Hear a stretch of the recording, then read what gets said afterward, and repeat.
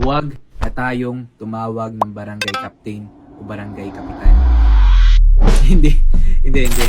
Hindi ko naman ibig sabihin na dapat wala ng maluklok na pinuno ng barangay sa darating na eleksyon. Pero, simulan na nating tawagin ang pinuno ng barangay sa tamang pagtawag sa kanya. Base sa RA 72160 o ang Local Government Code of 1991 na nagsisilbing basehan ng lahat ng gawain at istruktura na may kinalaman sa pamamahala ng lokal na pamahalaan kasama ang barangay, walang binabanggit na barangay captain o kapitan. Ang mga salitang ginamit upang tukuyin ang pinuno ng pamahalaang pambarangay ay punong barangay. Kahit nasa wikang Ingles, ang nilalaman ng Local Government Code ay punong barangay pa rin ang ginamit at hindi barangay captain. Kaya't sa pagsisimula ng bagong termino, simulan na din natin gamitin ang tamang pagtawag sa kanilang posisyon, punong barangay. At yan ang ating leksyong eleksyon.